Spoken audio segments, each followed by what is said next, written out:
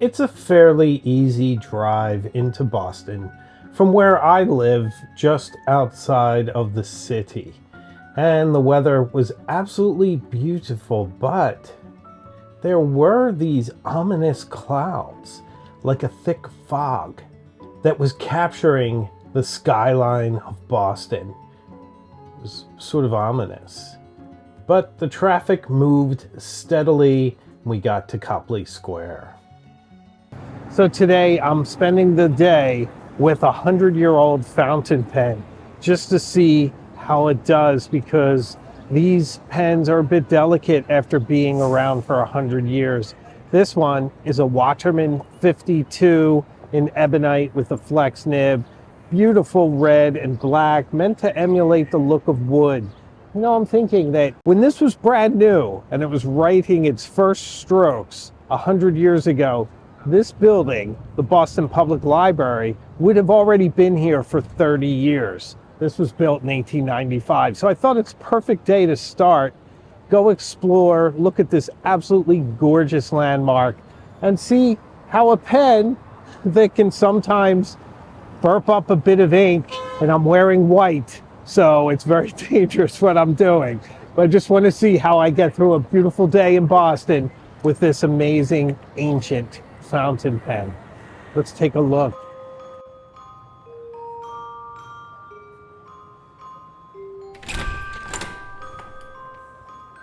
Massachusetts has some of the most beautiful libraries in the world, and the Boston Public Library in Copley Square just may be its crowning jewel, and certainly one of the most beautiful libraries anywhere.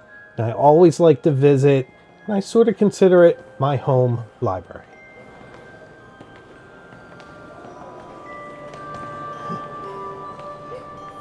It's okay. The top of the staircase here is so beautiful. It's hard not to take a look around. Such a beautiful building. Even the quality of the stone, it's so vivid and beautiful. The grand staircase is made of ivory gray Italian marble, which has visible fossil shells if you look closely. The walls are lined with yellow sienna marble, which is absolutely gorgeous. And the twin lions were made by Louis St. Gaudens, who is the brother of Augustus St. Gaudens, the famous American sculptor. This beautiful library was designed by McKim, Mead & White. It's one of the landmark buildings. It's absolutely beautiful. I'm like a kid in a candy store here. This is where I get excited. I love libraries. I love to spend time here. I just can't wait to look around.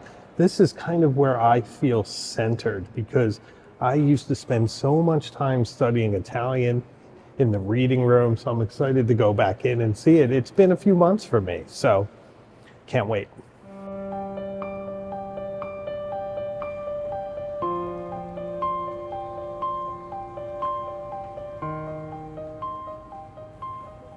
It was so nice to have a very quiet moment in the reading room to unscrew the cap of my Waterman 52 and post it. I do post this pen.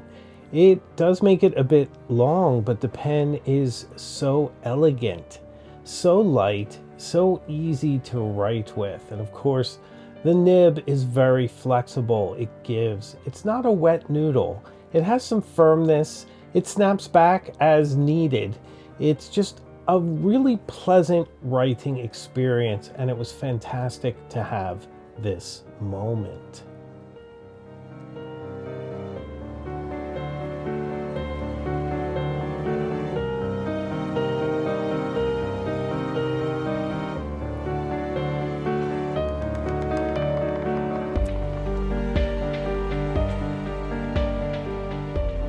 So I thought I'd go through some of the stuff that I brought with me. And of course, it's the Waterman 52 in a Schaefer sleeve. You have to carry it in something because these pens are not very stable when it comes to their ink, and obviously white pens. This is a fantastic pocket notebook from Yamamoto. It's a Robiki style cover with a gorgeous view of Venice. Fountain pen friendly paper. It's very thin, smooth. It's one of my favorite pocket notebooks, and it's so small and easy to carry around. It makes note-taking in a beautiful spot like this so easy.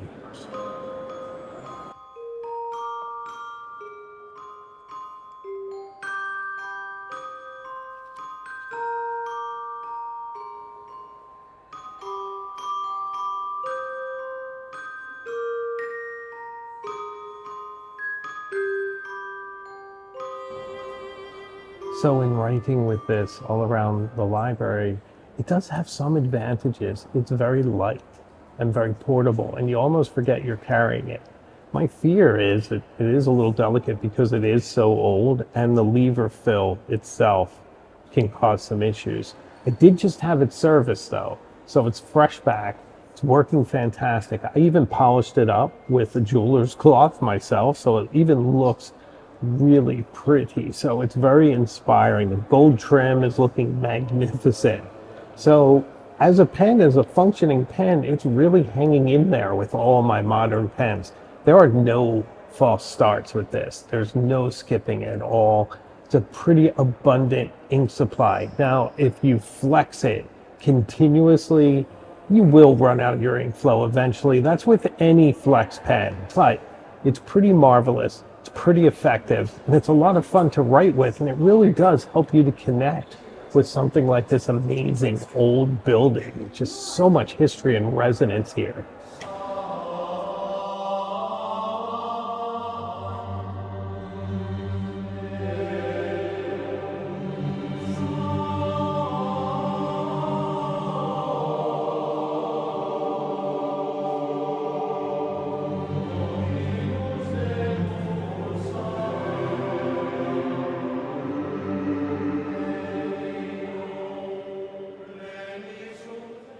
I love this mural.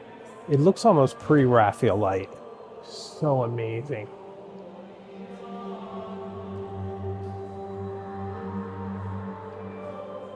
Look at this. It's so beautiful. I wonder, do you think they ever actually had a fire in here? They may have. I'd like to look up there, but I don't want to walk on this nice marble. But wow, it's so beautiful.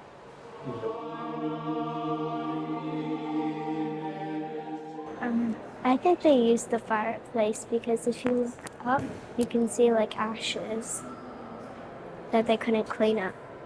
Oh, it does make sense. They would have had to heat this space somehow. And there does look like there's a bit of charring on the stone from fire.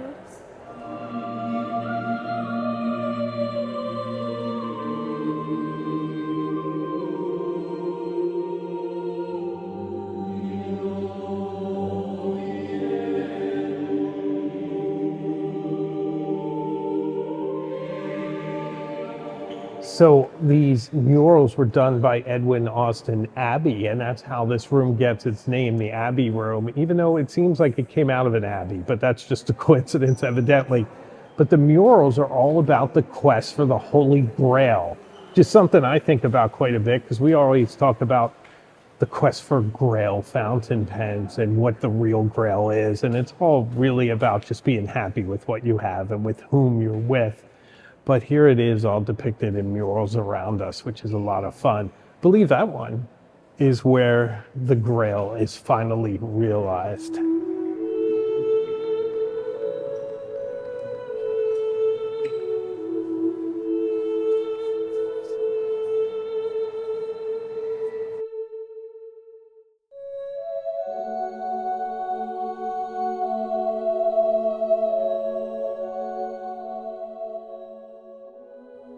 I think the story of the Holy Grail, of striving for something that's imagined, that's going to fulfill you, that's going to make you complete, that is just outside of your own life and in the magic realm, it sort of teaches us that the real power is always within, that our real path, our real destiny is closer to the ones that we love.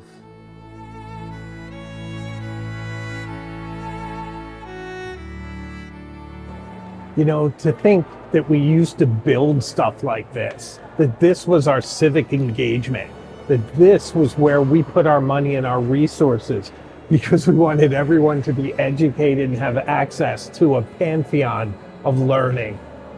It's really inspiring.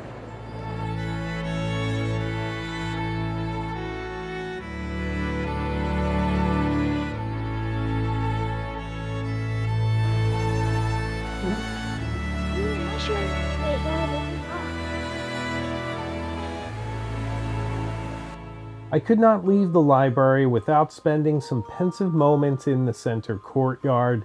It is such a serene and beautiful space, listening to the fountain within that measured architecture, those beautiful columns surrounding me. It was great to find a table where I could write.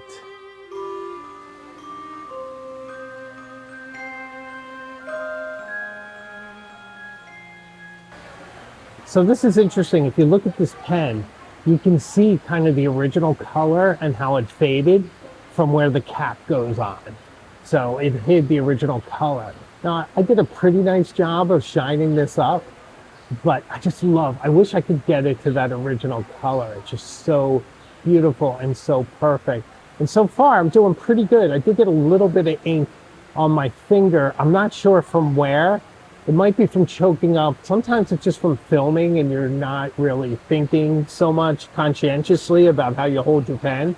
But so far, that's the only downside to using this today. I'm actually surprised of how well it's doing. And I love the feeling of romance, of having something so old, so precious. Just imagining all the people that have used this over the years. Maybe even here, for all I know, someone could have had it, or a library like this. It's written so much, so many generations.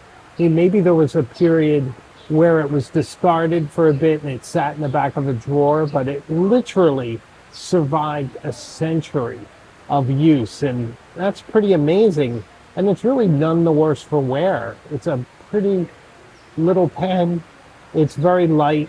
It's just very easy to use, and I feel like some sort of adventurer or old academic using something like this. And it's such a fantastic tool for expressing yourself, because you can go from thin to fat lines if you have the skill. And I'm not saying I do, but I do aspire toward better handwriting as well. So a lot of what I talk about is about inspiration, and I'm just so inspired being here. I wish I had more time. I am so busy all the time, and it's so rare to be in a setting like this, but it takes me back to quieter days when I could languish with a book and work on one topic, do some serious research. I know one day I'll be able to do that again. And I'm really thankful that I have the channel that helps me to explore all these different topics. It kind of keeps me engaged and in that stream of learning, of experiencing new things. But it's really fantastic to be back here. This is like home. It just feels so life affirming. I feel renewed and rejuvenated. So this fountain pen was developed in a time when people were still writing in Spencerian hand, so it's definitely designed to do very wispy to very thick lines with the flex nib, and it just gives you a lot of tools, a lot of variation, a lot of personality to your writing.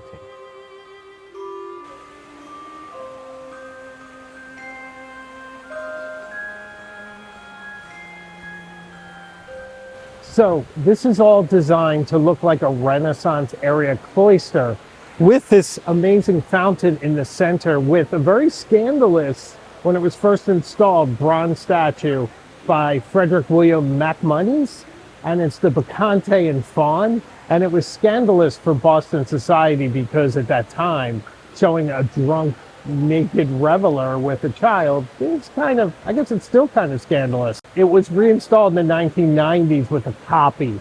Not sure where the original is, but it's kind of a delightful Greek mythological statue.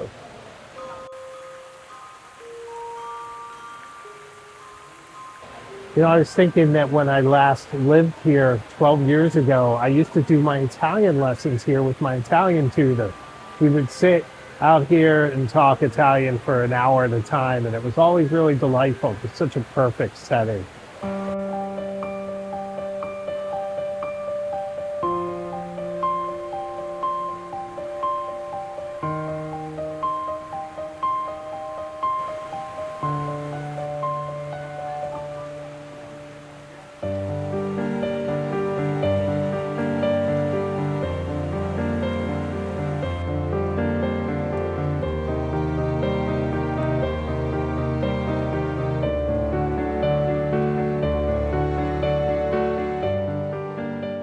I always enjoy every minute that I get to spend at the Boston Public Library. And it was a lot of fun bringing my vintage Watchman 52 fountain pen along, and it performed beautifully. And now I'm off into other parts of the city, and we'll see how it does then. So thank you so much for watching. I hope you've enjoyed this video. Hope it helps you to reconnect to some of the things that you love. If you made it to this part in the video, please subscribe. I'd love to have you on this journey with me. And if you want to support the channel even more, I have membership as well. And for the Illuminati and Cognoscenti members, we have a pen pal group. So I make new videos each week, sometimes in extraordinary places. So I can promise you, we'll see each other again very, very soon, further up the road. So take care.